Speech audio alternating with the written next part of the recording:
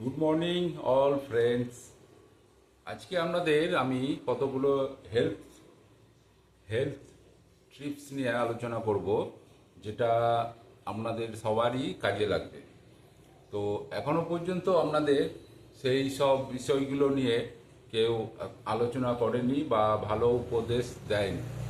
আজকে আমি যেটা বলবো আপনারা ট্রাই করলে নিশ্চয়ই ভালো রেজাল্ট পাবেন।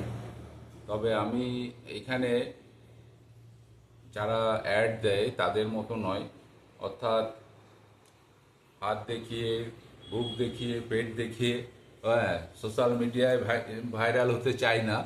আমি যে অ্যাডভাইসগুলো দেবো নিশ্চয়ই আপনাদের সবারই কাজে লাগবে।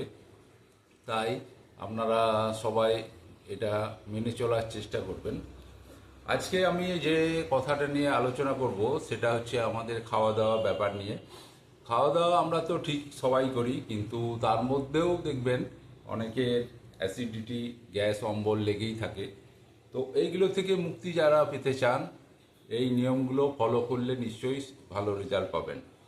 তো তাদের উদ্দেশ্যেই বলবো যে খাওয়া দাওয়াটা যদি আপনি ঠিকমতো করতে পারেন, অর্থাৎ টাইম মাফিক যদি করতে পারেন, আপনাদের গ্যাস, অ্যাসিডিটি, অম্বল এগুলো কিন্তু হবে না।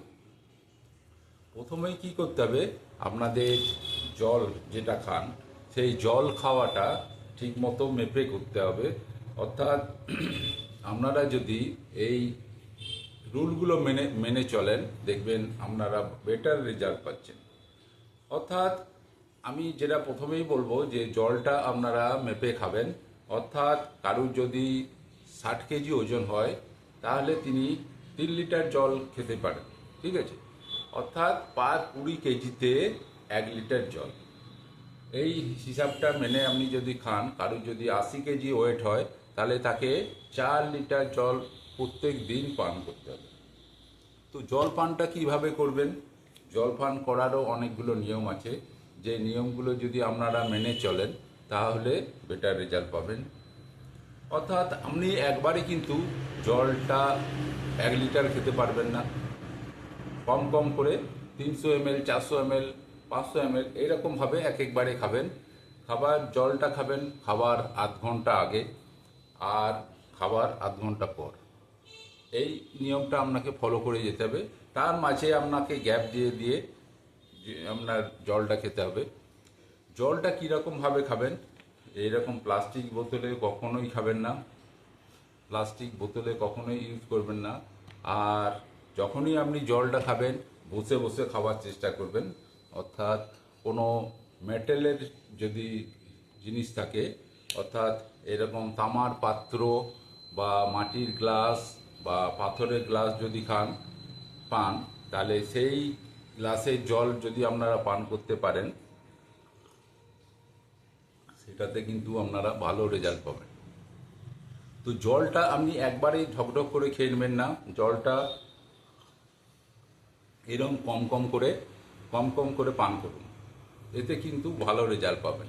অর্থাৎ আমাদের যে লালা গ্রন্থি আছে, এই লালা গ্রন্থিগুলো আমাদের এই জলের সঙ্গে মিশে আমাদের ডাইজেস্টিভ সিস্টেমটা ভালো করে। অর্থাৎ আপনি যত কম করে কম কম করে জলটা পান করলে কি হবে, আমাদের লালাগুলো জলের সঙ্গে মিশে সেটা আমাদের ডাইজেস্টিভ সিস্টেমটা ভালো করবে। এই হলো 1 নম্বর পয়েন্ট। জলটা আপনাকে রাতের দিকে কম খেতে হবে। অর্থাৎ রাতের দিকে আপনি যদি বেশি জল খান, দেখবেন রাত্রেবেলায় আপনার টয়লেট যেতে বারবার উঠতে হবে, ঘুমের ব্যাঘাত ঘটবে। তাহলে আপনাকে সন্ধে 6টার মধ্যে আপনাকে জলটা যতটা পারবেন, আপনার যে কোটা, সেই কোটাটা আপনাকে পূরণ করতে হবে। এই নিয়মগুলো যদি আপনি ঠিকমতো মেনে চলেন, তাহলে ভালো রেজাল্ট পাবেন। আর সকালবেলাতে উঠে যদি হালকা উষ্ণ গরম জল খেতে পারেন, সেটাতেও কিন্তু ভালো রেজাল্ট পাবেন। তো আমি আপনাদের যে হেলথ টিপসগুলো বলবো, সেগুলো সবগুলোই হবে হেলথের উপর। অর্থাৎ আপনাদের স্বাস্থ্যকে ভালো রাখার জন্য যে হেলথ টিপস, সেইগুলি কিন্তু আপনাদের দেবো। তো যাই হোক, নেক্সট টাইমে আবার আপনাদের পরবর্তী ভিডিওতে নেক্সট আবার সাবজেক্ট নিয়ে আলোচনা করব। আজকে আপাতত জল খাওয়া নিয়ে আপনাদের আলোচনা করলাম। যদি ভালো থাকে বন্ধু বান্ধবদের শেয়ার করবেন, লাইক করবেন। ভালো থাকুন, সুস্থ থাকুন। Thank you.